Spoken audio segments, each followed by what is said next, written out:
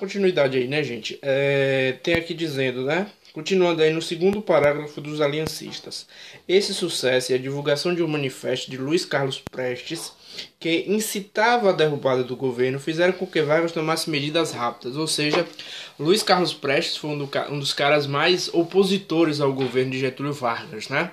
Ele era um comunista, ele tinha ideias comunistas, né? Tanto que depois ele vai ser perseguido, tanto ele quanto a esposa dele. Inclusive tem um filme sobre ela, né? Que é Olga, né? Que vai ser Olga. Ela foi esposa, foi mulher de Luiz Carlos Prestes. E ela vai ser perseguida. Ela era alemã, ela era judeia, era judeu, né? Era dos judeus e era perseguida por Hitler. Inclusive Getúlio Vargas vai prender ela e vai dar a Hitler, né? Dar à Alemanha. Ela era considerada prisioneira. Então, Luiz Carlos Prestes era um dos grandes opositores de Getúlio Vargas, né? E ele tenta ali derrubar o governo. Ele tinha essa ideia, esse manifesto, né? Que era um pouco de influência do socialismo ali de Karl Marx, né? Karl Marx, que havia escrito um livro, um dos livros mais famosos de Karl Marx se chama O Manifesto Comunista, né? Então Luiz Carlos Prestes ele também cria um manifesto aqui onde ele dizia que o governo deveria ser derrubado. A partir desse momento Getúlio se sente ameaçado e passa a perseguir a ANL, né? Aliança Nacional Libertadora, né? Inclusive proibindo ela ele faz uma lei de segurança nacional e proíbe esse partido, esse grupo aí que vai ter que viver agora na clandestinidade, né? Olha aqui, ó. A ANI em 1935 foi aprovada no Congresso a Lei de Segurança Nacional. Essa lei declarava a ANL, a Aliança Nacional Libertadora, ilegal e por isso a aliança foi fechada. Os comícios e quaisquer outras manifestações contrárias ao governo foram proibidos. Aí você tem uma tendência totalmente fascista, né? Quando você proíbe manifestações contrárias ao governo, isso é um pouco, né? É bastante característico do fascismo, né? A repressão do governo provocou a ação dos comunistas que faziam parte da ANL. Liderados por Prestes, eles se articularam e organizaram a Intentona Comunista. A Intentona Comunista era a tentativa de tomar o poder de Getúlio Vargas, né? Cadê aqui mais?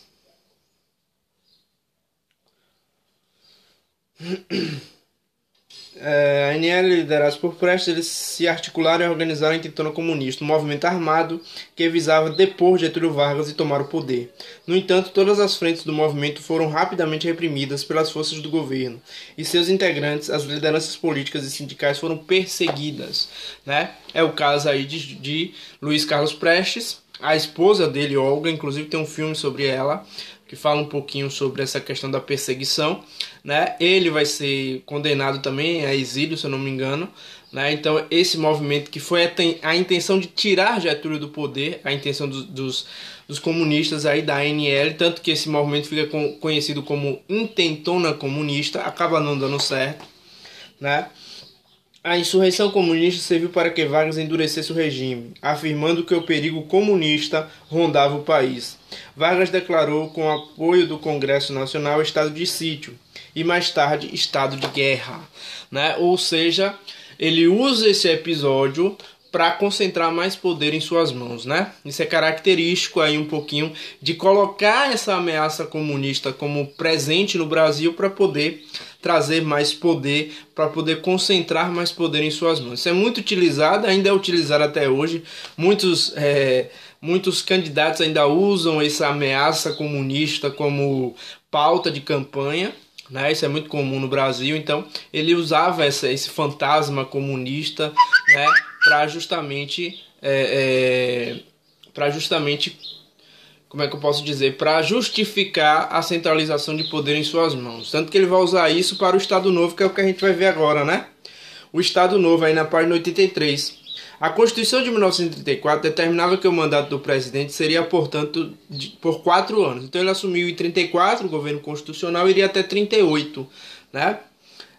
Sem direito à reeleição, ou seja, Vargas deveria sair em 1938 sem direito à reeleição, né, pela Constituição de 34. Então, para Vargas continuar no poder, ele vai articular e vai instaurar em 37 o chamado Estado Novo, que é a nossa ditadura civil, né? Tivemos a mais famosa, que é a ditadura militar, mas o Brasil também passou por uma ditadura civil, a ditadura de Getúlio Vargas, o famoso Estado Novo. Lembrem que lá em Portugal, o governo fascista de Salazar, né? O governo de Salazar, o governo fascista de Salazar, com ideias fascistas, se chamava salazarismo, se chamava Estado Novo, né? O governo dele. Então tem aqui a Constituição. Então ele teria que governar até 1938. No entanto, um plano secreto para mantê-lo na presidência foi elaborado e colocado em prática. Em 30 de setembro de 1937, o governo divulgou que havia descoberto o Plano Cohen, uma suposta estratégia comunista para tomar o poder no Brasil.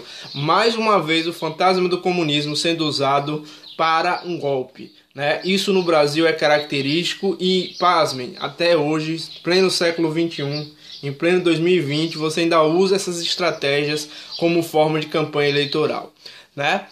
Então, o que é que ele usa? Ele vai usar uma ameaça comunista que já não existia mais. Realmente, a intentona comunista foi uma ameaça, foi uma tentativa de tomar o poder, mas depois que ele desarmou esse movimento, prendeu os líderes, essa ameaça não existia mais.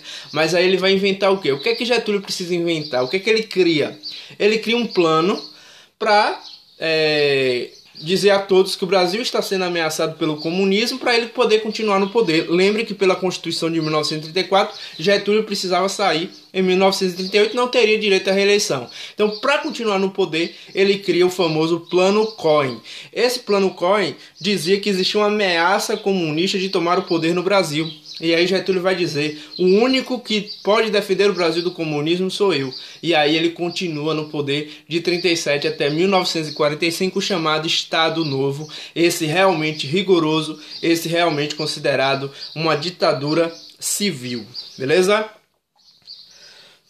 De acordo com o governo, os documentos apreendidos descreviam o planejamento de greves gerais, manifestações populares, incêndio em prédios públicos, saques, depredações e até mortes entre autoridades civis e militares. Esses documentos foram atribuídos à Internacional Comunista, que teria o objetivo de acabar com a democracia no país. Isso tudo foi invenção, nada disso aconteceu de verdade. Ou seja, eles criaram uma carta ali, que seria uma carta de uma suposição de um plano comunista para tomar o país e fazer atentados terroristas no Brasil. Isso foi um plano que foi criado para que Getúlio pudesse continuar no poder, certo? Esse plano é chamado de Plano Cohen, certo?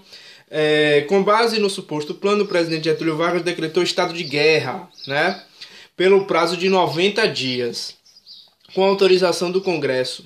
Assim, o presidente atribuía a si mesmo o poder de suspender os direitos constitucionais, ou seja, suspensão da Constituição. Ou seja, a partir desse momento, Getúlio, com o estado de guerra que foi aprovado pelo Congresso, ele não precisa sair do poder em 1938, como estava previsto pela Constituição de 1934. Então, Getúlio ele permanece no poder a partir de um plano aí muito bem articulado que ele vai levar à frente, né? Novamente, os adversários do governo, principalmente os ligados ao movimento comunista, foram perseguidos e presos. Lembre que a ANL, o movimento comunista, já estava proibida no Brasil, né? Existia de certa forma, de forma clandestina, né? No dia 10 de novembro de 1937, o presidente ordenou o cerco e o fechamento do Congresso.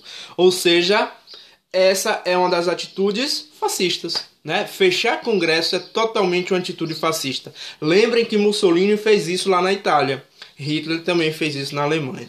Então, fechar o Congresso é uma atitude altamente fascista. E Getúlio tomou essa medida no final de 1937, né?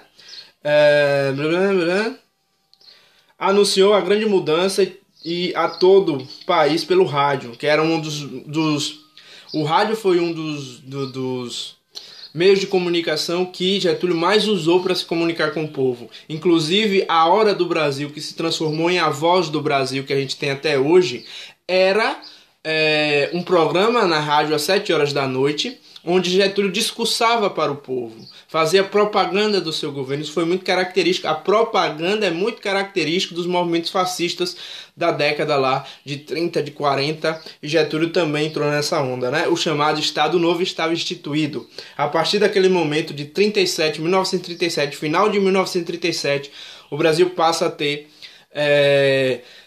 o famoso Estado Novo, que é a nossa ditadura civil, beleza?